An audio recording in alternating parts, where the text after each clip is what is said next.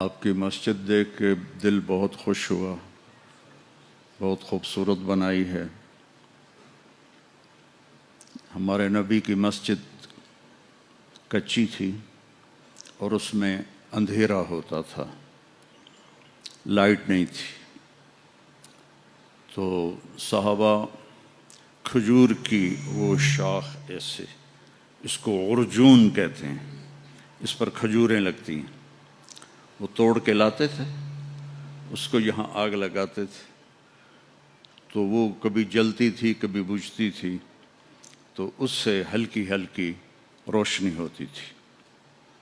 تمیم داری رضی اللہ تعالی عنہ 9 ہجری میں اسلام لائے۔ وہ ملک شام گئے تھے، وہاں سے وہ لیمپ لے کر آئے، وہاں جلایا جاتا تھا۔ تو وہ مغرب کی نماز میں اللہ کے نبی کے آنے سے پہلے انہوں نے وہ لیمپ جلا دیا محراب کے پاس، محراب تو تھی نہیں، مصلی کے پاس۔ تو جب آپ داخل ہوئے تو آپ نے دیکھا روشنی، تو آپ اتنے خوش ہوئے، آپ نے فرمایا کس نے میری مسجد کو روشن کیا ہے؟ اگر آج میری بیٹی ہوتی تو میں اس کے نکاح میں دے دیتا۔ اتنے خوش ہوئے۔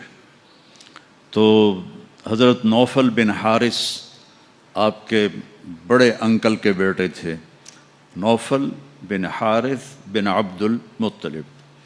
تو حضرت نوفل پاس کھڑے تھے، انہوں نے کہا یا رسول اللہ، میری بیٹی بھی آپ کی بیٹی ہے، میں تمیم کے نکاح میں اس کو دیتا ہوں۔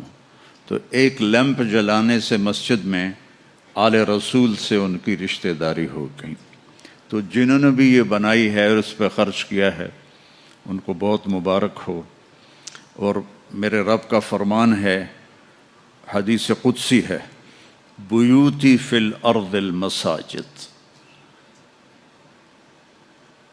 دنیا میں مسجدیں میرا گھر ہیں۔ تو آپ میرے گھر کو آ کے اچھا کرو، پینٹ کرو، اور اس میں آپ کارپیٹ بچھاؤ، لائٹیں لگاؤ، اور مجھ سے کچھ لو بھی نہیں تو میں کتنا خوش ہوں گا۔ مولوی تو ایسے ہی مفت خور ہوتے ہیں، ان کو مفت میں چیز بڑی اچھی لگتی ہے۔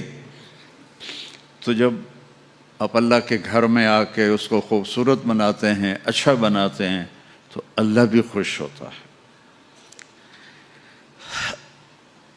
یہ تو آپ کی مسجد کو دیکھ کے میرے ذہن میں بات آئی، تو میں نے ایک اور سنا دوں۔ اس میں تفسیر کبیر میں ہے کہ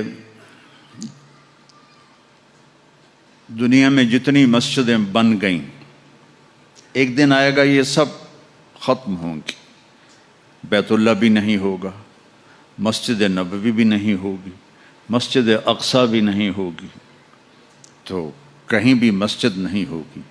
جب قیامت کا زلزلہ آئے گا، اذا زلزلت الارض زلزالہا، تو ساری زمین دکن دکا، ٹکڑے ٹکڑے ہو جائے گی، ریزہ ریزہ ہو جائے گی۔ لیکن جہاں مسجد بنی ہے، یہ روشنی تو اس زمانے میں نہیں ہوگا، لیکن یہ ٹکڑا ہوگا، اللہ اس کو اکھاڑ دے گا، اوپر اٹھا دے گا۔ پوری دنیا میں جہاں جہاں مسجدیں ہیں، اس کی زمین نہیں ٹوٹے گی، اللہ اسے ایسے اوپر اٹھائے گا، اور پھر ان کو بغیر پیٹرول اور بغیر ونگز کے اللہ ان کو اڑائے گا اور بیت اللہ کی مسجد تک پہنچائے گا۔ پھر بیت اللہ کی مسجد کی زمین ایسے اوپر آ جائے گی، پھر یہ ساری زمینیں بیت اللہ کی مسجد کے ساتھ اکٹھی ہو جائیں گی، پھر یہ فلائی کریں گی مسجد نبوی کی طرف، اور مسجد نبوی بھی خالی زمین ہوگی۔ جب بیت اللہ کا ٹکڑا اس مسجد کے ساتھ ملے گا تو وہ کہے گا الصلاۃ والسلام علیک یا رسول اللہ، پھر وہ بھی اکھڑ جائے گا اور یہ چلیں گے مسجد اقصی کی طرف، چونکہ آسمانوں پہ جانے کا دروازہ مسجد اقصی میں ہے، کے اوپر ہے۔ تو پھر یہ ساری زمینیں مسجدیں اللہ ان کو اکھاڑ کر اوپر لے جائے گا اور جنت میں ڈال دے گا. تو آپ جنت کے ٹکڑے پر بیٹھے ہوئے ہیں.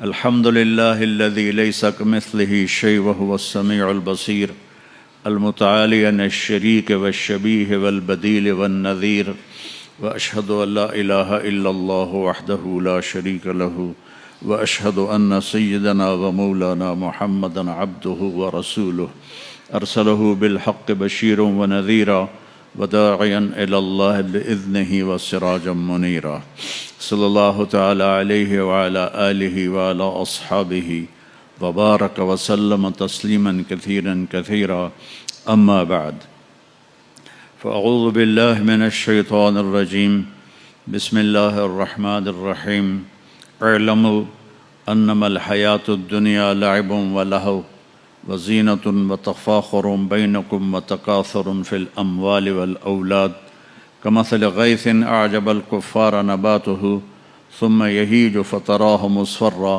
ثم یکون حطاما وفی الآخرۃ عذاب شدید ومغفرۃ من اللہ ورضوان وما الحیاة الدنیا الا متاع الغرور. وقال النبی صلی اللہ تبارک وتعالی علیہ وسلم ما لی وللدنیا ما انا والدنیا الا كراكب استظل تحت شجرة ثم راح وتركها. وقال النبي صلى الله تعالى عليه وسلم اطلبوا الجنة جهدكم واهربوا من النار جهدكم فإن الجنة لا ينام طالبها وإن النار لا ينام هاربها وإن الجنة اليوم معفوفة بالمكاره وإن الدنيا معفوفة بالشهوات واللذات فلا تلهينكم عن الآخرة أو كما قال صلی اللہ تعالی علیہ وسلم.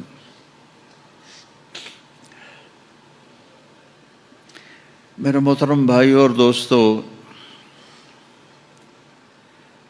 دنیا میں ہر انسان لمبی زندگی چاہتا ہے، جلدی مرنا نہیں چاہتا. پتہ ہے موت ہے، پھر بھی چاہتا ہے موت نہ آئے. ہمیشہ خوشیاں چاہتا ہے، لیکن کبھی بھی ایسا نہیں ہوا کہ کوئی ہمیشہ خوش رہا ہو. یہ اس طرح ہے. وَنَبْلُوكُمْ بِالشَّرِّ وَالْخَيْرِ فِتْنَةً. دکھ بھی آئے گا، پریشانی بھی آئے گی، خوشی بھی آئے گی.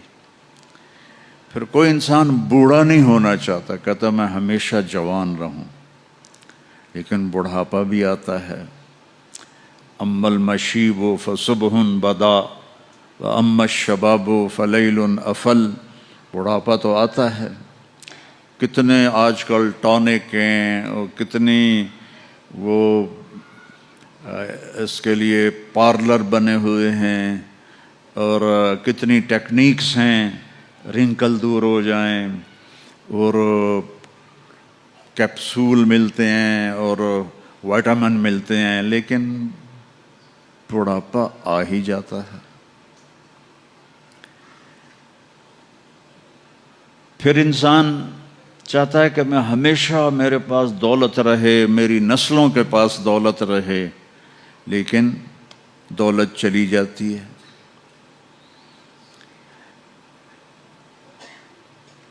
ایک نسل کے پاس ہے، اگلی پک کے پاس ختم ہو جاتی ہے. بادشاہیاں چلیں کئی سو سال، پھر ختم ہو گئیں. تو انسانی کمپیوٹر امپاسبل کو سوچتا نہیں. میں نہ مروں یہ کیوں سوچ آتی ہے؟ میں ہمیشہ جوان رہوں یہ سوچ کیوں آتی ہے؟ میرے پاس ہمیشہ خوشی ہو یہ سوچ کیوں آتی ہے؟ میرے اوپر بڑھاپا نہ آئے یہ سوچ کیوں آتی ہے؟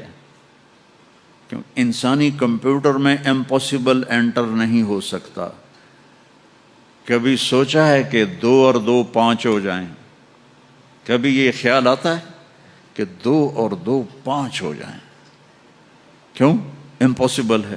پھر یہ خیال کیوں آتا ہے کہ نہ مروں؟ یہ خیال کیوں آتا ہے کہ جوان رہوں؟ یہ خیال